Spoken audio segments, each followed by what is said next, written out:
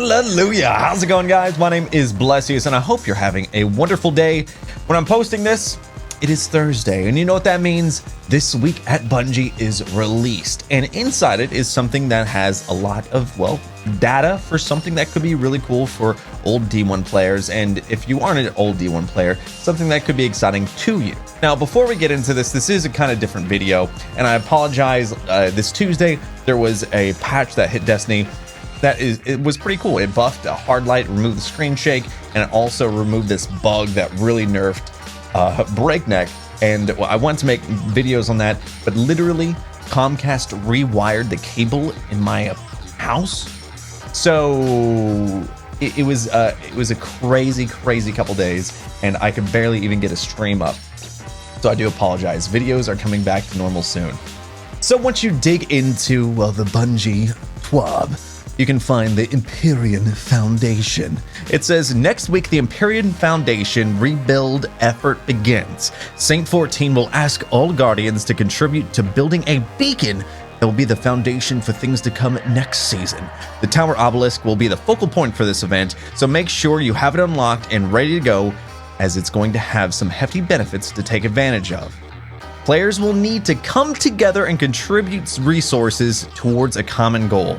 To participate, players can donate their fractaline using the Tower Obelisk. This event will have 7 stages, each requiring an increased amounts of fractaline to progress through. There will also be a hologram at the Tower Obelisk where you'll be able to track the community's progress in-game. So the one thing I want to say, Bungie did this before, but kind of different. And it was cool back then. It was more like, hey, you kind of just go through and kill Thrall and do these strikes and you're good. Hey, I did my part, right? But the cool thing is there's actually a counter in-game that you can see how much is needed. You don't need to go and read a tweet. You don't need to go see a Facebook message. You don't need to go to Bungie.net. It's in-game, and that's cool. Now, before we go off on anything, I just want to say something. I am an old World of Warcraft player. I know what you're thinking. Just raise the freaking rest of the TWAB, bro. But back in the day, before there was a first expansion, they released this raid. It was a 40-man and a 20-man. And I just want to say, it was one of the coolest events ever, even though I didn't really like the raid. It was called Anchorage, or AQ. But the person that did the most amount of work, it was resources, like you donate water, food, supplies, and you're going to open up this new raid. And the person that got to ring the gong when it was all said and done, which if you're on a PvP server, that's just crazy because Horde and Alliance killing each other, but you don't care. You want to know what I'm trying to say, was the Scarab Lord. And you got this mount, aka a sparrow in Destiny lingo, but this mount was able to work in this raid. Now in Destiny 2, that doesn't really mean anything because you can sparrow in, well, multiple raids. But the thing that was cool about it is that person got the title Scarab Lord, just like in game Destiny has those titles, Scarab Lord, and that they were the only person on that server that had that mount. And Luke Smith, the game director for Destiny 2, is, or at least was, a Scarab Lord back in the days of good old WoW. What does that have to do with anything, Bless? I'm over here trying to learn about the Destiny 2. Well, I'm giving you some gaming history and how, you know, it's like a history repeats or something. I think it's kind of cool. Also, I have some news about what it could unlock, so just stay tuned. Of course, we aren't going to ask you to fork over your hard-earned fractaline without providing some benefits. So here's what's in it for you. Contributing to the Imperium Foundation costs 100 polarized fractaline. Contributing generates a 25% flat progression for all time-lost weapon bounties in your inventory. The Tower Obelisk will generate polarized fractaline for you each week, equivalent to its resonance power. Increase its resonance power by upgrading other obelisks. Players who donate more than 5,000 polarized fractaline before the end of the season will earn a triumph and this emblem, which that emblem is pretty freaking tight. It's like a cat's eye. And what's a cat's eye? Could it be something like Trials of Osiris? See, I'm just laying seeds because it's all going to piece together. See, I'm a good storyteller. I used to be someone. I used to be in radio. Everyone in the community will also receive a shader when all of the stages are complete. Here's a look at the community goals for all of the 7 stages. Stage 1, woo, 400 million. Stage 2, 700 million. Woo. Stage 3, 1 billion, 200 million. Woo. And then it goes on and on and on and on and on and on and on. But it says everyone is welcome to contribute. The event will be available to all Destiny players and does not require a season pass. My dad just started playing Destiny 2 and he can do it. And he doesn't have the season passes. He's 900 power. I'm pretty proud of him. You can start prepping this week by stockpiling Fractaline and making sure that your tower obelisk is powered up and ready to go. So I will say this. I know I will say this. I need to do a little bit catch up from me being away in December. If you don't know, I had to do a lot of traveling because my wife is stationed in Japan and there's just so much traveling, and I'm just now getting back into the routine of things. So I am guilty of not activating my Earth one. I know, I'm just lame. So I kept mentioning Trials of Osiris. Well, if you don't know, in the last patch, I said last really weird, but in the last patch Tuesday, players were able to go through and data mine. I believe it was the Raid Secrets Discord. They went through and data mined this information, and I'm reading this from a Polygon article, which is funny because this thing I'm about to read was published like 2 days ago. Next week, Destiny players will embark on a new mysterious quest called the Imperium Foundation. According to the data mine, players will restore the lighthouse on Mercury through the Foundation. A data mined in-game message then reads, "With the restoration of the lighthouse complete, Trials of Osiris and more will return in the season of the worthy." That's pretty cool. Now, I want to talk about some other things. That's all I'm going to dig into that. And you're probably like, well, Bless, well, you're not even doing the rest of the TWAB? I mean, yeah, you can learn about, Twitch Prime and getting a Suros regime. That's pretty cool. I mean, that's about really it in the TWAB. But to say this, I know there's going to be some people. There's 3 types of people. There's probably more, but there's the Destiny diehards. There's the people that come and go each season, which is cool. I'm not shaming anything. And there's the people that just hate Destiny so much that they made it to this part in the video just to go, "Read Trials is horrible in the sandbox. I'm done. I haven't played since TTK."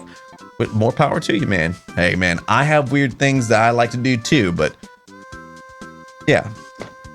So I just want to say this. If you're curious why I'm making this video is, yes, you can watch Rick Cactus. Yes, you can watch Aztecross's video. You can watch multiple people's videos, but I want you to know where I stand. When I made this YouTube channel, it was me having fun and being like a friend next to you on the couch playing a game that you like. That was my goal with this channel. And so I will tell you, back in the Destiny 1 days when Trials came out, I didn't have a real buddy. I had one guy that I was kind of friends with that every now and then he and I would LFG using a shitty app that was before Destiny LFGs really happened, before Discord, and it was horrible. But the thing is, back in the days, if you got 5 victories, you got an armor piece. And if you got 9 victories, you would get a weapon. But you would get if you want to go flawless and go to the lighthouse, you get no losses and 9 wins, and there's boons. And those days, the armor was something that was just amazing looking, and the weapons were amazing. Doctrine of Passing was like this auto rifle that was just kicking ass of other auto rifles, and it was so much fun. And if you got killed by a Doctrine, you're like, I want a Doctrine. And I didn't go flawless, even though I'm a alpha player. I didn't go flawless until the first week of the Taken King. But I cherish those days. And I think the Destiny love back then was something that was a little bit Destiny was more new at the time. And I think a lot of people now are just like, well, this needs a change. And, oh, man, you're using this mountaintops. Oh, handheld supernovas. Oh, throwing knives. Oh, shoulder turns. Oh.